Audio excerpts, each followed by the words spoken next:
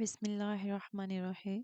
अस्सलाम वालेकुम dear students. ANG 5 to 8 research project के असाइनमेंट नंबर 1 के हवाले से मैं आपको डिटेल से गाइड करूँगी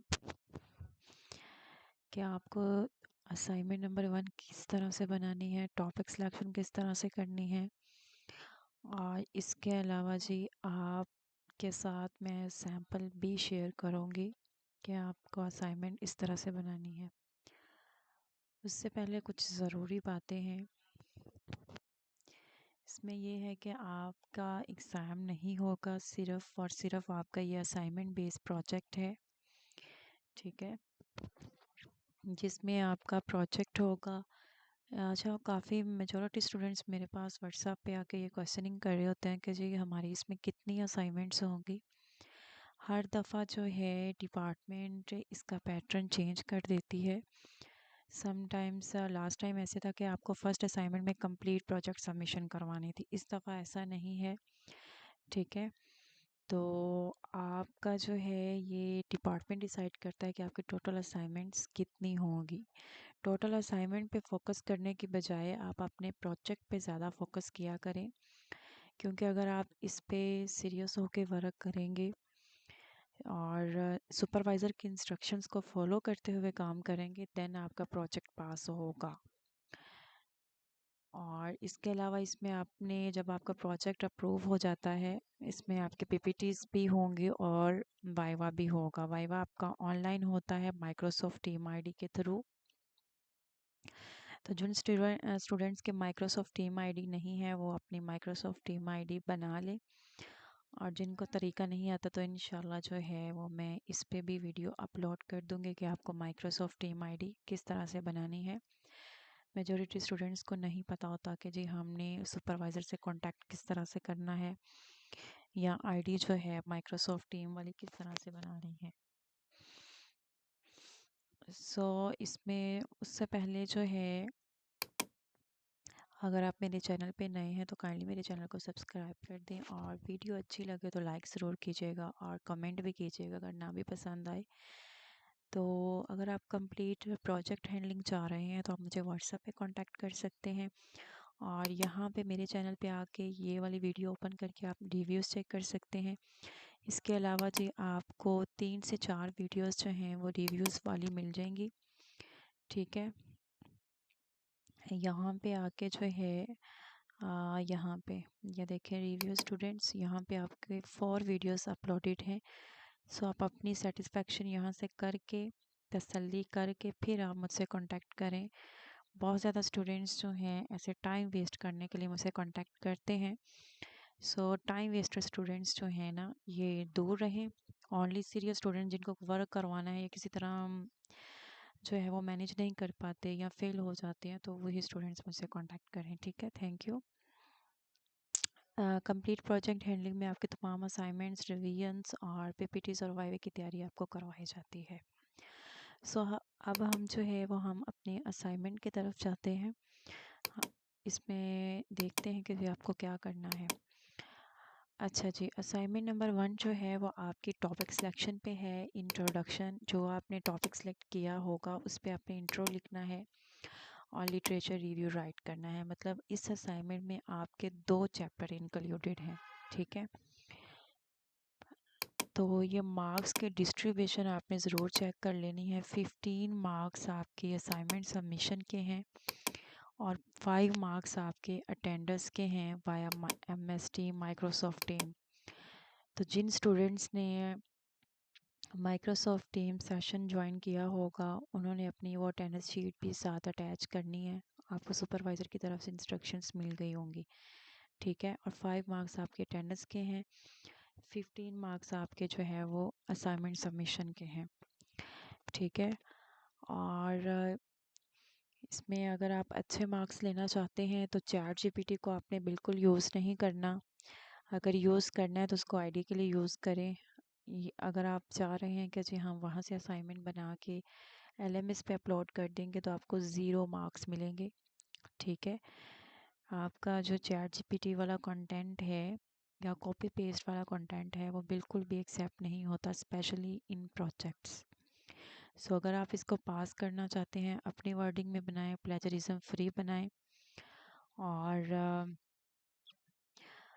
क्या उसको कहते हैं, ताकि आप एक्स्ट्रा सेमेस्टर लगाने से बच जाएं और अपना प्रोजेक्ट पास कर सकें। ठीक है। अच्छा जी, ओवरव्यू क्या है जी। Assignment 1 serves as a foundation of your final year's research project. It requires students to demonstrate their ability to select a focused researchable topic, to introduce it with academic clarity, to review relevant literature critically. Topic selection आपने किस तरह से करनी है जी। Topic selection मैं मेरी एक previous video आपको जो है मेरे चैनल पे मिल जाएगी, उस पे मैंने काफ़ी ज़्यादा टॉपिक्स जो है वो स्टूडेंट्स के लिए शेयर किए थे। ठीक है। तो इसमें ऐसा है कि कुछ सुपरवाइज़र आपको टॉपिक असाइन कर देते हैं, कुछ सुपरवाइज़र आपको टॉपिक लिस्ट प्रोवाइड कर देते हैं कि जी अब आप अपनी मर्ज़ी का टॉपिक जो है वो सिलेक्ट कर लें। और कुछ सुपरवाइज़र जो है वो आपसे पूछते भी नहीं है, आपको जस्ट टॉपिक कहते हैं कि जी आपने इस पे काम करना है। ठीक है। तो हर सुपरवाइज़र का अपना तरीक़ेकार है। तो इस प्रोजेक्ट पे वर्किंग के लिए मैं आपको ये चीज़ क्लियर कर दूँ, मेरे पास बहुत ज़्यादा स्टूडेंट्स आते हैं, उन्होंने टॉपिक सिलेक्शन नहीं की होती या सुपरवाइज़र से कांटेक्ट नहीं किया होता, तो इस चीज़ को डिस्कस करना भी मेरे लिए ज़रूरी है, ताकि मैं आपको बता दूं। अगर आपने इस प्रोजेक्ट पे वर्किंग करनी है तो सबसे पहले आपने माइक्रोसॉफ्ट टीम आईडी बना लेनी है, सुपरवाइज़र से कांटेक्ट करना है, नोटिफिकेशन में आपको उनकी टीम आईडी मिल जाएगी, वो आपको ग्रुप में ऐड कर देंगे। उसके बाद उन्होंने आपको गाइडलाइंस दी होंगी टॉपिक सिलेक्शन के हवाले से। जब आपका टॉपिक सिलेक्ट हो जाता है देन आप अपने प्रोजेक्ट पे वर्किंग स्टार्ट कर सकते हैं according to supervisor instructions, assignment instructions. ठीक हो गया। अब फ़र्ज़ करें कि जी आपने टॉपिक जो है वो सिलेक्ट कर लिया है, तो क्लियर टॉपिक में, एक अच्छे वैलिड यूनिक टॉपिक में 3-4 चीज़ें बड़ी मैटर करती हैं। एक आपका फिनोमेना आ जाता है। फिनोमेना में ये होता है कि जी आप अपनी रिसर्च में बेसिकली करने क्या चाह रहे हैं, आप क्या देखना चाह रहे हैं, रिलेशनशिप देखना चाह रहे हैं, इफ़ेक्ट देखना चाह रहे हैं एक वेरिएबल का दूसरे वेरिएबल पे, रिलेशनशिप देखना चाह रहे हैं दो वेरिएबल्स में, रोल देखना चाह रहे हैं, क्या करना चाह रहे हैं। वेरिएबल्स आपने सेलेक्ट करने हैं जो मेजरेबल हों, जिस पे आप वर्क कर सकें, जिसमें एक डिपेंडेंट वेरिएबल हो, दूसरा इंडिपेंडेंट वेरिएबल हो। सब्जेक्ट आ जाता है। सब्जेक्ट से मुराद ये है कि आपकी जो रिसर्च है आप किस पे कंडक्ट करेंगे। एज लाइक आप डाटा कलेक्ट कहाँ से करेंगे, स्टूडेंट से करेंगे, टीचर से करेंगे, तो किस पे आप रिसर्च करेंगे। उसके बाद आपकी पॉपुलेशन आ जाती है। पॉपुलेशन वही कि आपने बताना है कि जो आपकी पॉपुलेशन है वो क्या होगी। अगर आप स्टूडेंट्स पे कर रहे हैं तो कौन से लेवल के आप स्टूडेंट्स ले रहे हैं, यूनिवर्सिटी लेवल के ले रहे हैं, स्कूल लेवल के ले रहे हैं, ये चारों चीज़ें आपके टॉपिक में मेंशन होनी चाहिए। 20 वर्ड्स का वो कह रहे हैं जी आपकी वर्ड लिमिट है टॉपिक की, कि 20 वर्ड्स के अंडर अंडर आपका टॉपिक होना चाहिए। ठीक है। और उसके बाद जी टॉपिक सेलेक्ट कर लिया। अब ये देखिए ये सारी चीज़ें मैं आपको एक्सप्लेन कर चुकी हूँ। अब इसमें उन्होंने आपको एक सैम्पल दी है।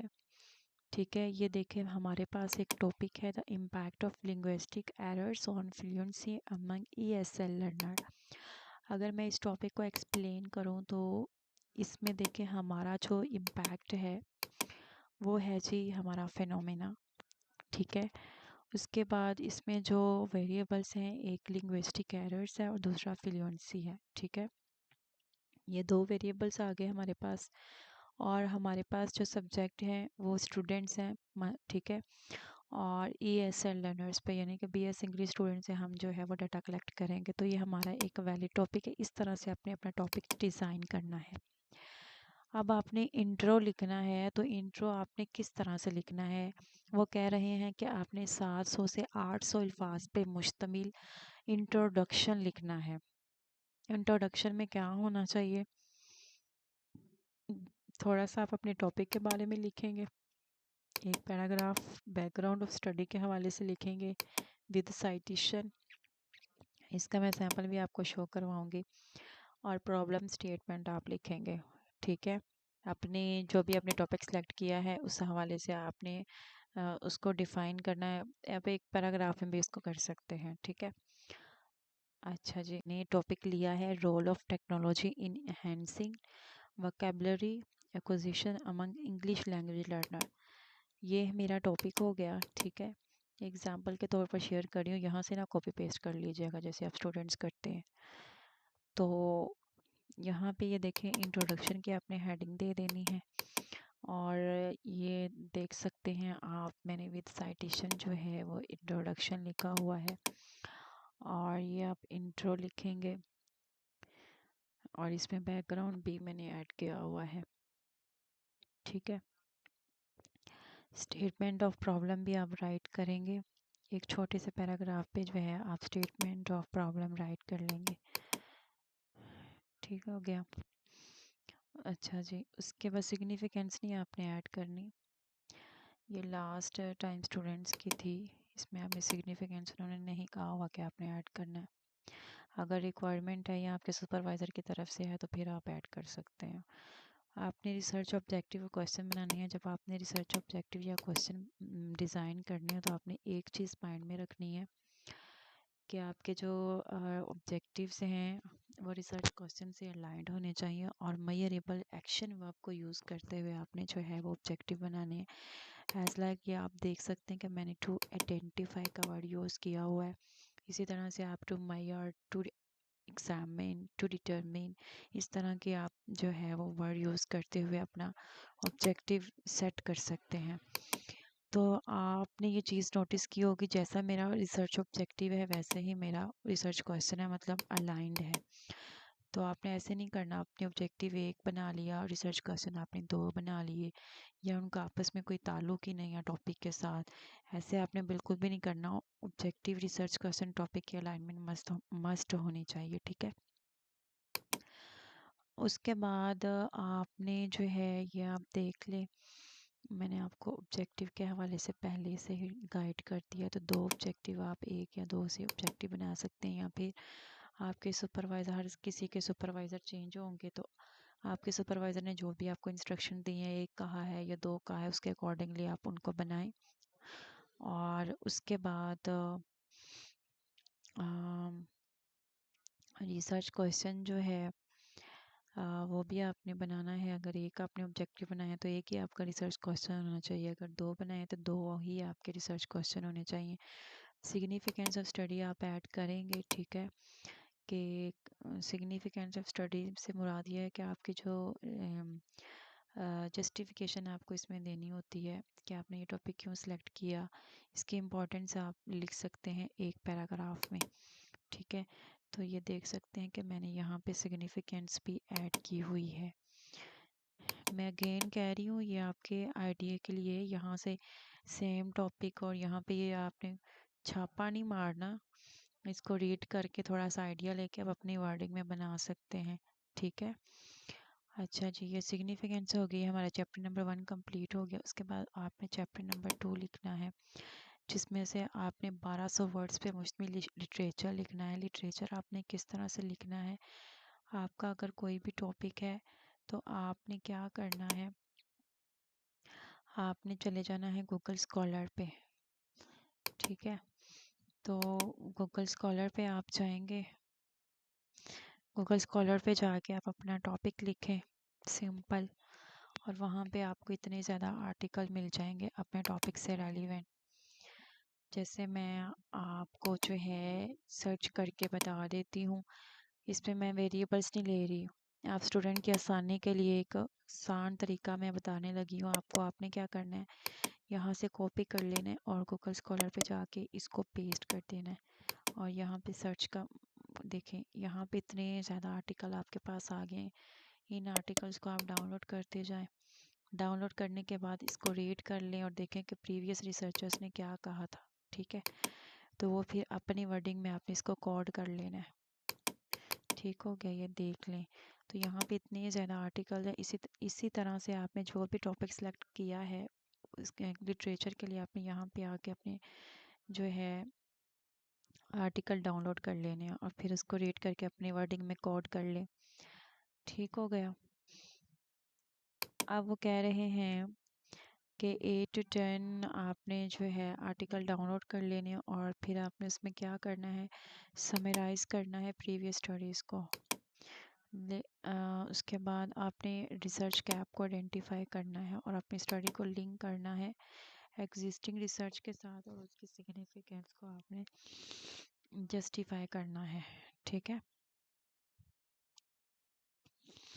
तो ये था आपका लिटरेचर रिव्यू। आपने 1200 वर्ड्स पे मुश्तमिल जो है वो लिटरेचर रिव्यू लिख लेना है। मैं जाऊंगी लिटरेचर वाली हेडिंग पे, कहाँ गई, ये आ गई। ठीक है, यहाँ पे जो स्पेस आ रही है ना, ये स्पेस नहीं होनी चाहिए। अच्छा, ये देख सकते हैं आप, यहाँ पे मैंने साइटेशन भी ऐड की है। सेम इसी तरह से आपने साइटेशन भी ऐड करनी है, मतलब जिस ऑथर ने जो बात कही उसको आपने कोड करके उसका नेम और कि जिस ईयर में की वो आपने लिख देना है। ठीक है, ये मैंने लिटरेचर लिख दिया। एंड पे आपने रेफरेंसेस भी ऐड करने हैं, रेफरेंसेस मस्ट आपने ऐड करने हैं। ठीक है, अगर नहीं ऐड करेंगे तो इससे मार्क्स डिडक्ट हो जाएंगे और आपने एपीएफ फॉर्मेट में रेफरेंसेस ऐड कर देने हैं। ठीक है, आई होप कि आपको ये सैम्पल काफ़ी हेल्प आउट करेगा। और अगर आपका कोई क्वेश्चन है आप कमेंट करके पूछ सकते हैं। और अटेंडेंस की शीट भी आपने ऐड करनी है। अगर आपने माइक्रोसॉफ्ट टीम पे अपने सुपरवाइज़र का सेशन ज्वाइन किया था तो वो भी आप यहाँ पे लिखेंगे। यहाँ पे फॉर्मेटिंग के गाइडलाइंस हैं। Times new Roman font size होना चाहिए 12। लाइन स्पेसिंग आपने 1.5 रखनी है। ये किस तरह से रखनी है, ये अपना पूरा आपने कंट्रोल+A प्रेस करके यहाँ पे आप